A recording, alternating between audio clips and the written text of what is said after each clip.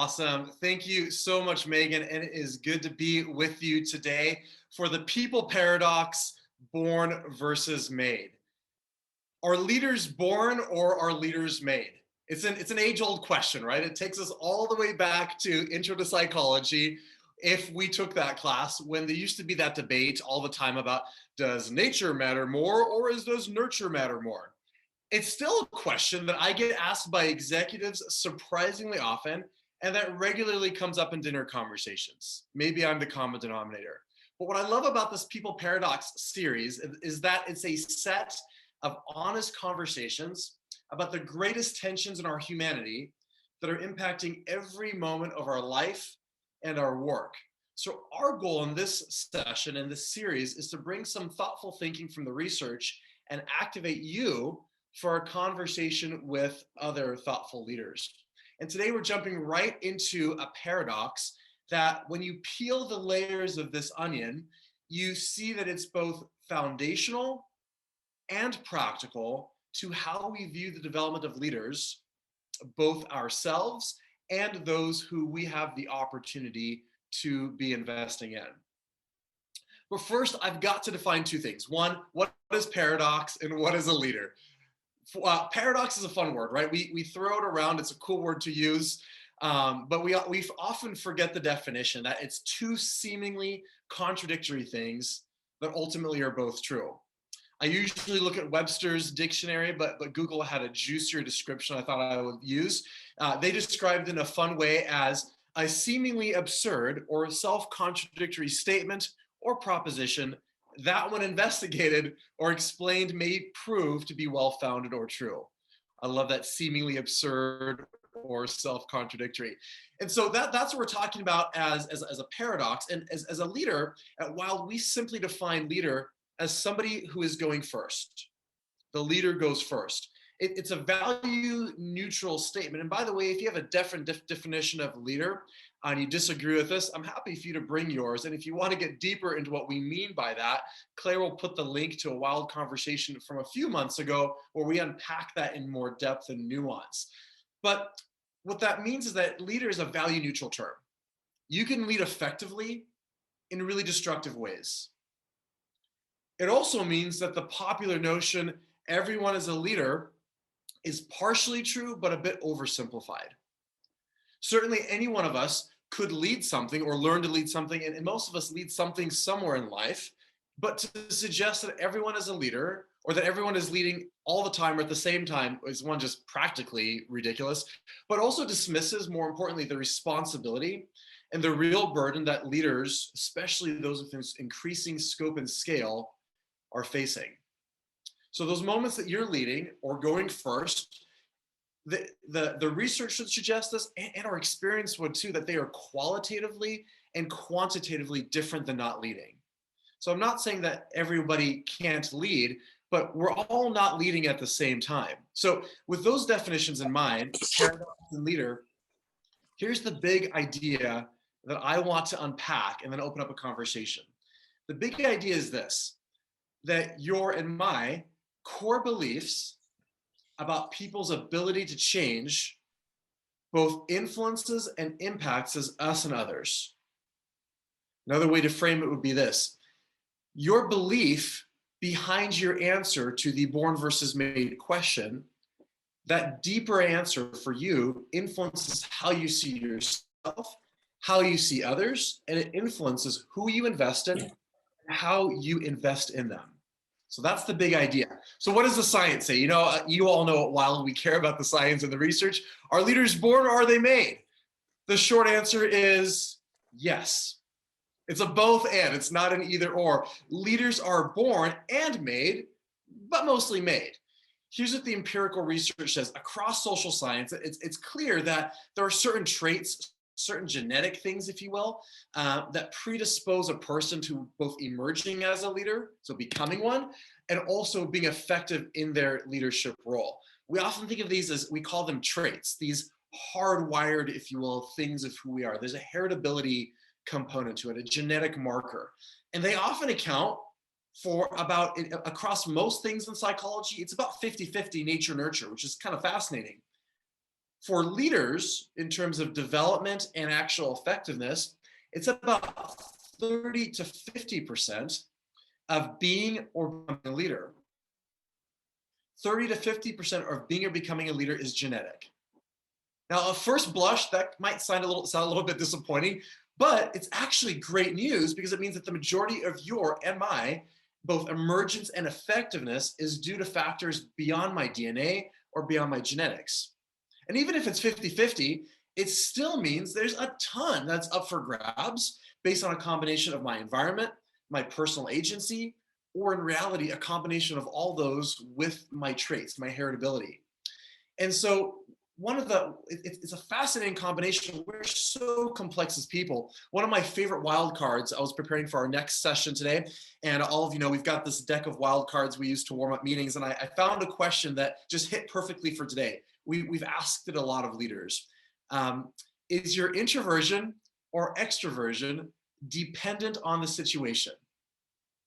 And most people get it right away. They get that they might be wired or predisposed to something, but if you change the context, I might show up differently based on the cues from the situation or because I made a deliberate decision.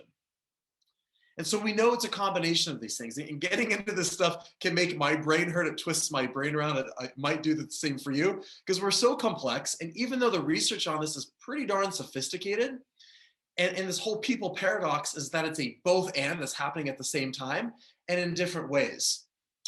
And so we know there's more complexity than just meets the eye. And by the way, if any of you want to dig into some of this research, Claire, I gave her some of the links to some of the seminal research. So if you want to dig into some of the genetics or the research methodologies and find some of those original works, and then spiderweb into some of the newer stuff from there, you're more than welcome to, and she'll put that in there for you as well.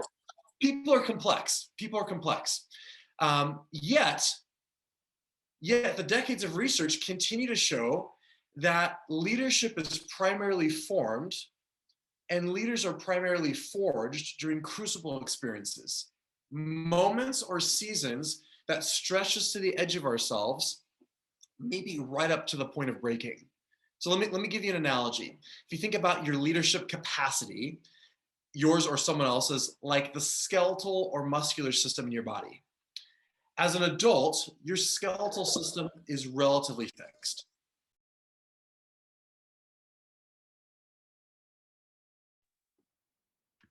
Looks like I got muted there. Your bones can increase in density with exercise.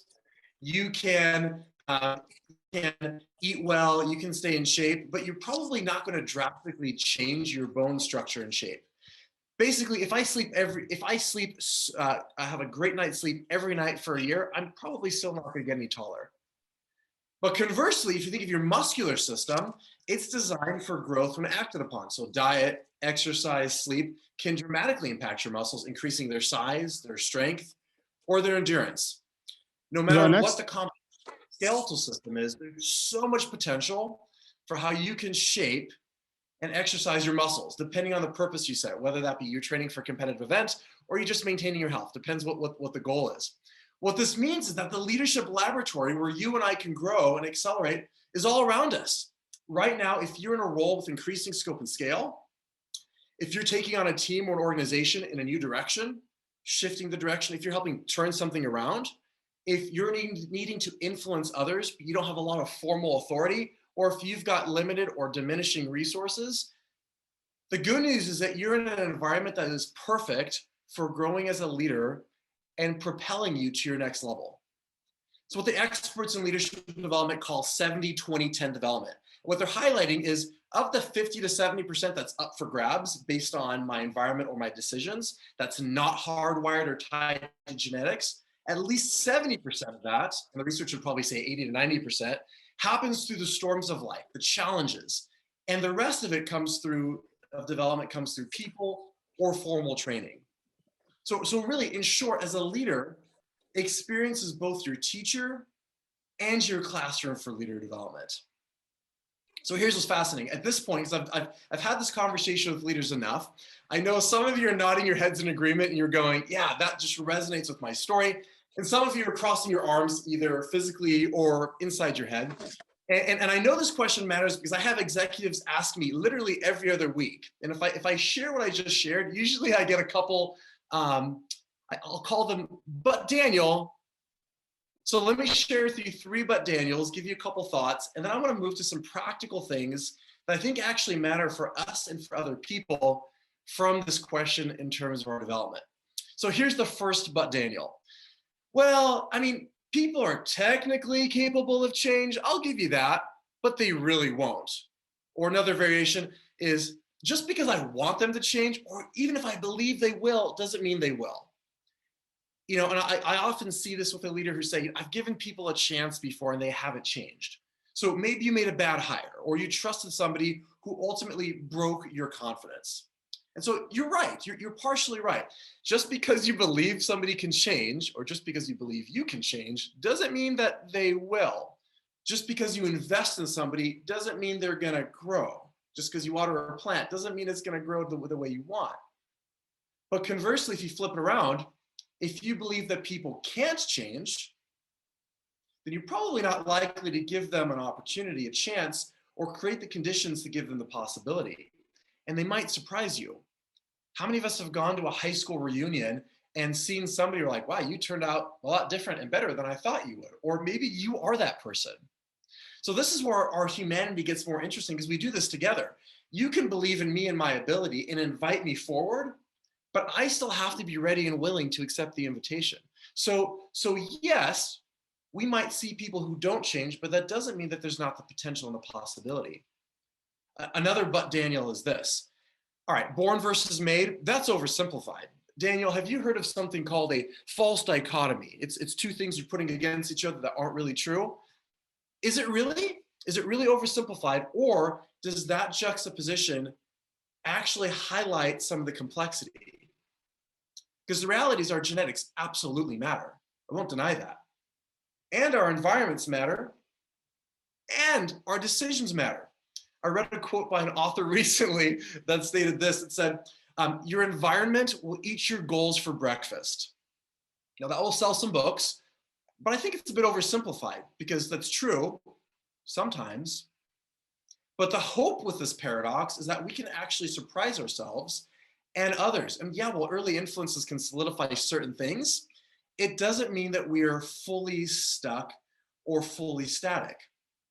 So the third but Daniel is this. It's kind of opposite those two. It's somebody will say, well, I believe that people are limitless. And the born versus made polarity puts people in a box. Again, I partially agree. There are times when we put artificial limits or lids on our capacity and the capacity of others, whether that's through bad experiences or fear, something we've developed. And that can certainly be true.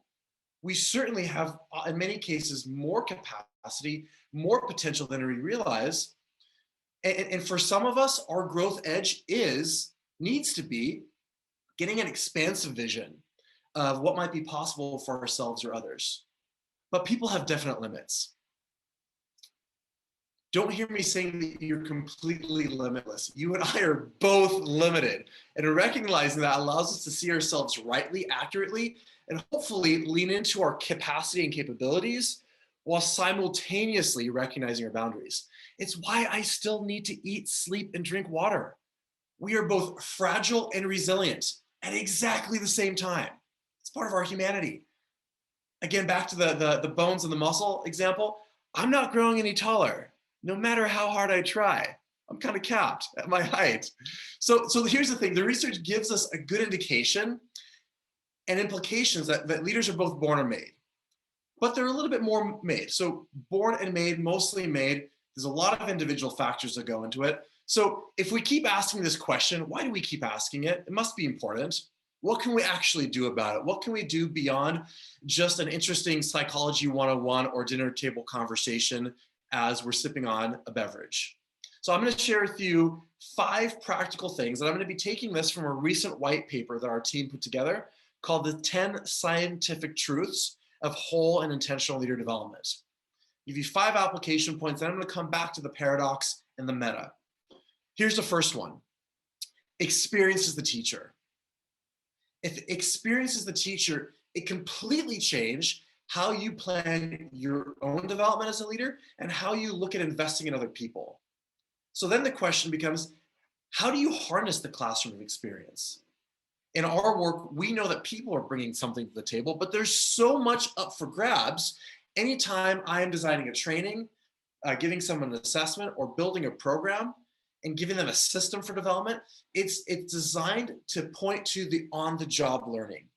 What helps people learn on the job? How can we surround them with the right support, the right feedback, the critical reflective moment to pause, identify the experience that's forming them, and be able to capture that and turn it into a leadership muscle building moment.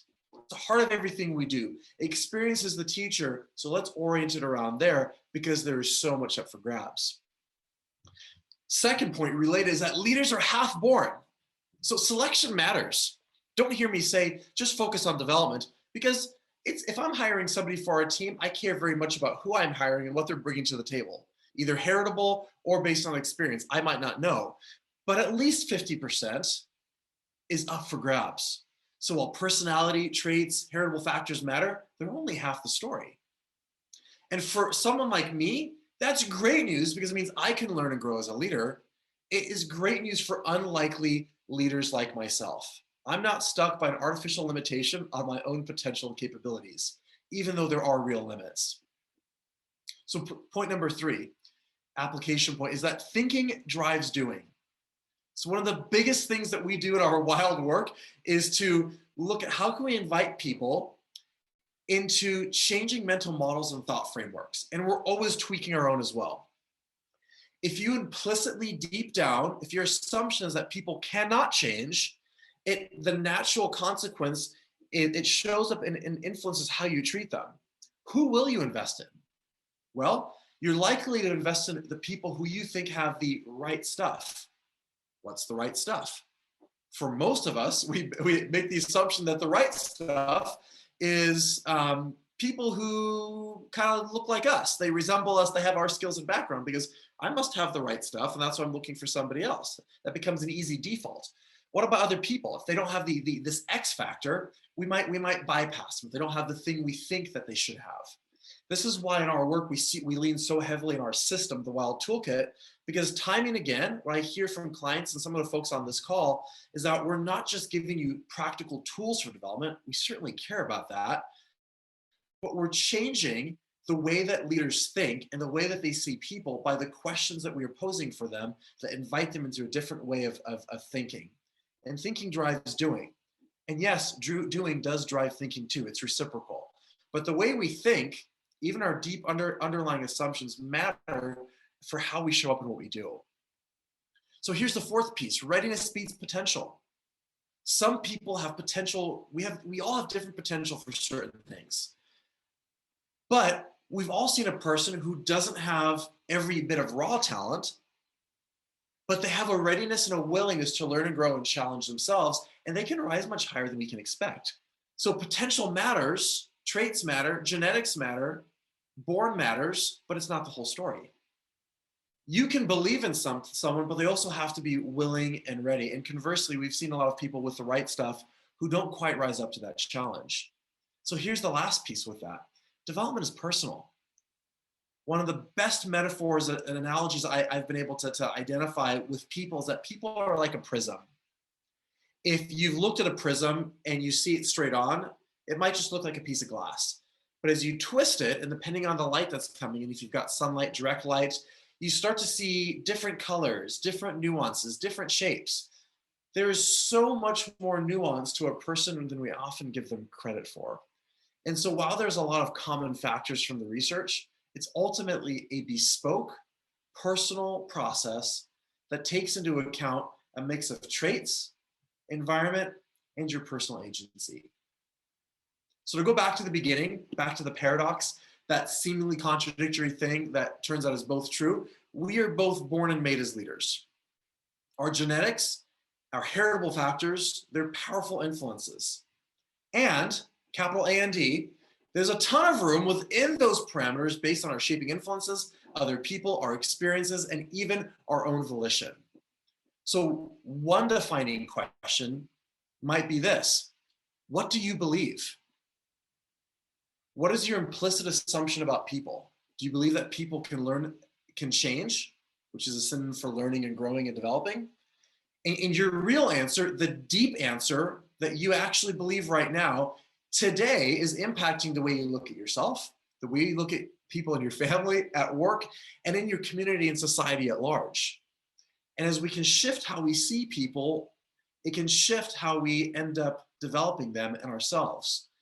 A former colleague of mine is a clinical psychologist, so a different branch of psychology than me, and has done a lot of work with people in their lowest moments, in places where you would probably expect that they're not going to change. And something he'd regularly remind me is this: as long as a person is breathing, they can learn. As long as a person can learn, there is hope for change. So with that, I'm really excited for the conversation that Megan is going to lead us into and where you take this for yourself as we come back and debrief.